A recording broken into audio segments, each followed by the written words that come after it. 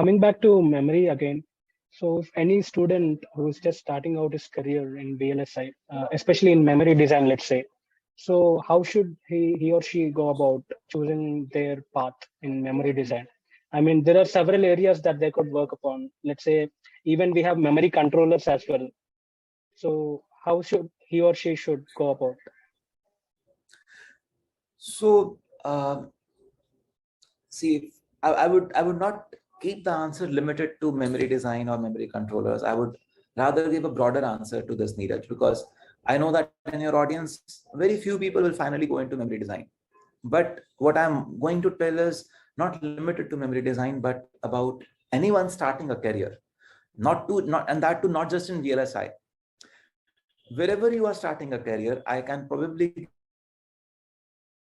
give you a few tips around that, because I've worked in the industry for reasonably long and have mentored hundreds of interns and new joinees, and I think I can probably give you some pointers on to what is important to take care of when you when you start a career. The one thing that I would say is that the first few years of your career, they are going to be a very, very steep learning experience. Whether you are pursuing a BTech program, or you are pursuing an MTech program, or you are pursuing a PhD, or even if you have done a postdoctorate, I assure you that once you join the industry, the learning curve is going to be steep.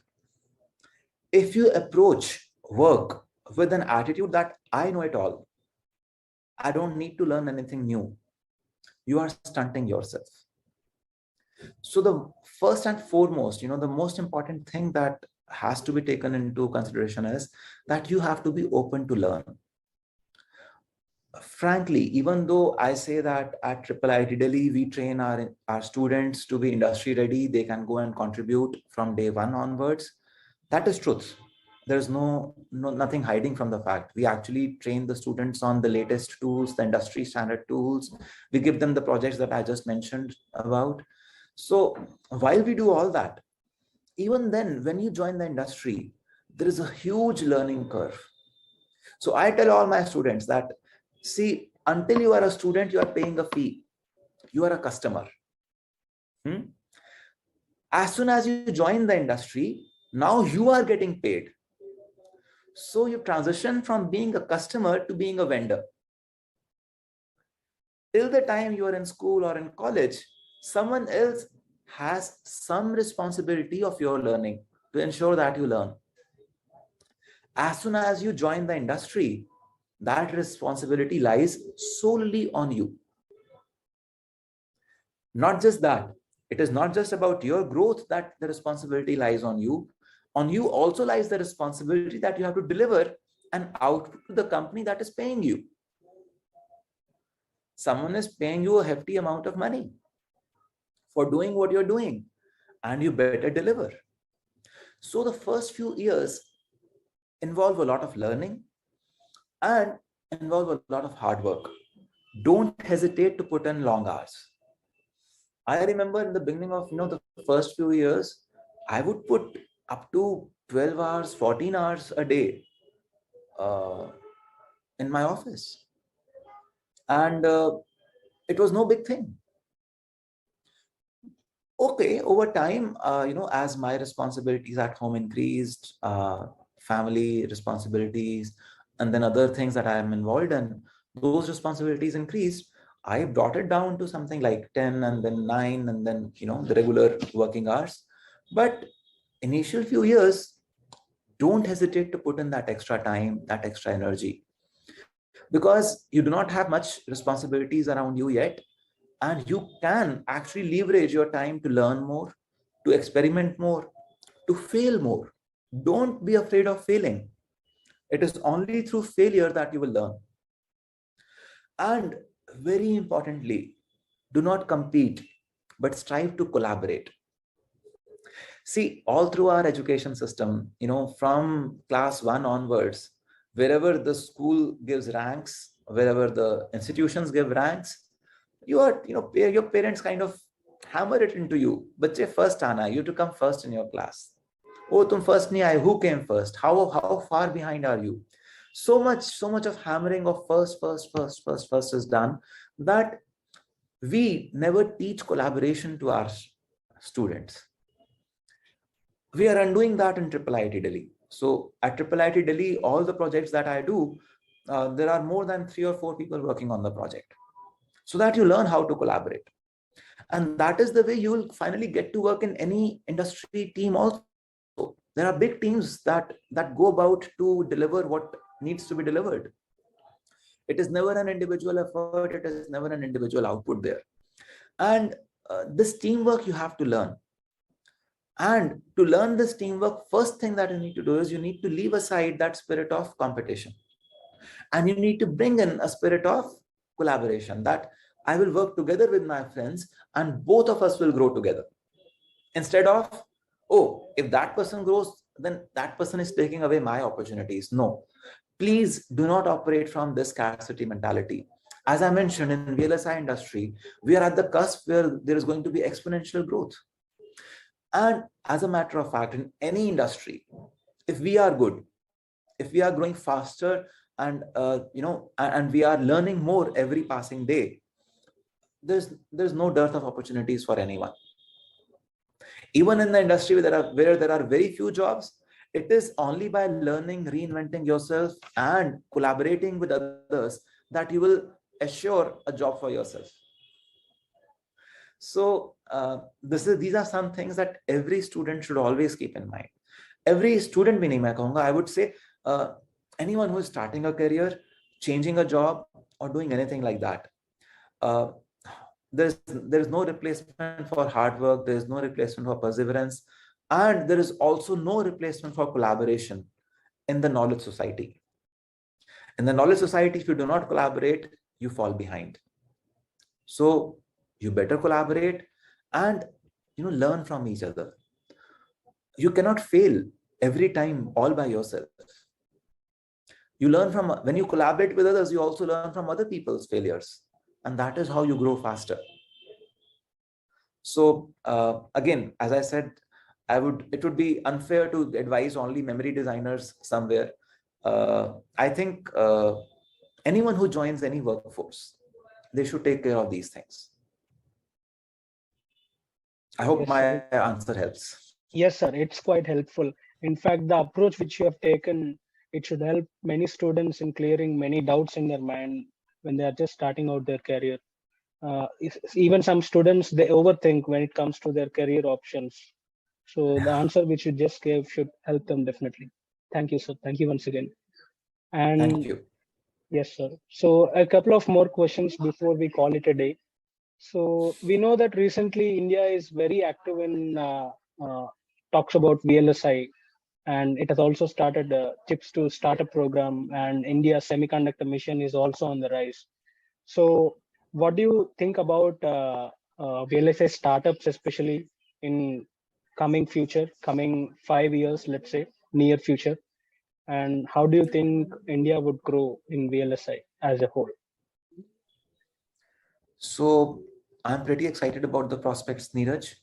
The first set of startups that I expect to happen would be in embedded systems. At least this is my personal view. I feel that embedded systems are a low cost entry. Like, the entry barrier in embedded system based startups is not that high. When you talk of a chip design or an IP design based startup, the entry barriers are relatively higher. So if you are thinking of ideas, IoT ideas, and system design ideas, I think those are the startups that should start pretty soon, anytime now. Okay, there are many, but I think with the rich crop of engineers that we have, a large audience that you have for your channel, I think that we can do much more. In terms of embedded system startups, we use existing available microcontrollers, existing and available evaluation boards. I know that every microprocessor company has their evaluation boards, which if you simply stack one over the other, just like Arduino, you stack them one over the other and you have an industrial kind of a design ready. Yeah. You should be able to Yeah, you should be able to prototype and get a proof of concept ready within just 2 or 3 days. That kind of availability is there. So and I see that people are not utilizing this as much as they can. So that is the first set of startups in electronics and system design that I expect to happen. Then there will be startups, and there are already startups in terms of service companies and in terms of IP design. So service company kind of startups already exist. There are many. More will come. But IP design, they will gradually rise up the value chain and start to do IP design by themselves and add more value. I still think that a final SOC design startup is a little distant.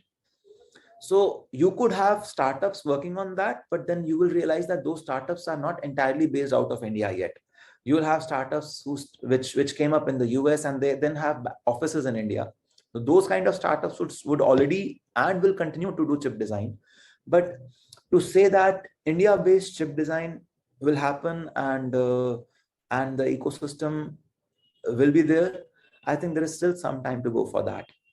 But yes, it will happen. I'm sure it will happen. We are training our students so that it happens. It will happen, and it's just a matter of time. But the first wave of startups should be around embedded systems. Yes, sir. In fact, it's a matter of time, as you're saying. And what are your comments on chip manufacturing? We have recently known that Vedanta is investing uh, in a plant in Gujarat, reportedly. So, what do you say about chip manufacturing in India, and how should India approach manufacturing? I mean, the technology nodes that India should work upon starting out. Yeah. So see, I understand that you and I want to talk about 5 nanometer and 7 nanometer, but uh, the explosive growth of VLSI is not because of 5 nanometer or 7 nanometer. The explosive growth of VLSI is because of, let us say, availability of sensors, which is because of very cheap, dirt cheap chips which could be put in electric bulbs, LED bulbs, and so on. And these are things which scale pretty big. Every house would have at least a few bulbs, would have a few lights, and they do not require 7 nanometer technology. They do not require 5 nanometer technology. That doesn't mean India doesn't need to go there, but that is not the place where we should even think of starting. I personally believe that India can do well by starting at a reasonably mature node, let us say 28 nanometers, and first learn and build capacity around it. Once you're stable in a mature node, then you can simultaneously do R&D, simultaneously develop more advanced technologies. But once you're stable, once you're active in a mature node, that is when there is a possibility of growth beyond it. So I think that more mature technologies where uncertainty due to defectivity is low, where the process is mature and deployed across the world, that is the place where we can enter. It is low risk. The time, the gestation period is less because so many other places already have everything up and running. So you can also start and go up and running soon enough. So when we are starting to build any capacity, I think it should be around these technologies, the more mature technologies. And there is a plethora of products that we can build around them. As we start to taste success, as we start to learn, improve the yields on these mature technologies, gain expertise in these mature technologies, that is when we will be able to actually work on more advanced technologies. So I'm not saying that we should not go to more advanced technologies. All that I'm saying is we should not aspire to start with the advanced technologies. We should start with the mature technologies, and then gradually we will see that advanced technologies will come in picture. So you're saying that we should build the ecosystem and capacity first, and then go towards 5 nanometer, let's say. Yes, more advanced R&D later. More Yes. Yeah, got it. So when you look back almost 20 years ago, when you were just starting out your career, so what do you suggest Anuj sir 20 years ago when he's just starting out his career with any, I mean, career tips or any in general, any tips that you want to tell him? What would you say him? What would you suggest him? The other way around, maybe So some of you are willing to suggest him the things that he shouldn't do, but he has done mistakenly. Were there any of such things that you want to suggest him, or in general, could you suggest those to our audience as well? yeah, so frankly, I would say that I'm happy with whatever happened. I'm not a person who carries regrets and who thinks about the past too much. What has happened has happened. We can't change that. So I do not think of it like that. But now that you ask, if I reflect, I would say that probably I should have, I mentioned to you earlier that when we did that project on methodology design for self-timing, where we entered into statistics and started to look at circuits from a completely different perspective, that changed my approach to work, and I realized that I could publish papers and do all that while still working in the industry and so on. So I think that probably if you can, you should start to explore such opportunities early in your career. I could have done that, but there was not much guidance around that then. So I stumbled upon it accidentally. I would put it like that. So I believe that even while you are in the industry, there is an immense opportunity to publish. You already would patent when you are in the industry. So patenting would anyways happen, but publication should also and can happen. The intent of publication is not to have a long list behind you. The intent of publication is to be able to share what you know and help the overall ecosystem of knowledge become richer. So I think that if I had to relive a few years and had a foresight, I would have started to publish something, a few years earlier than when I did.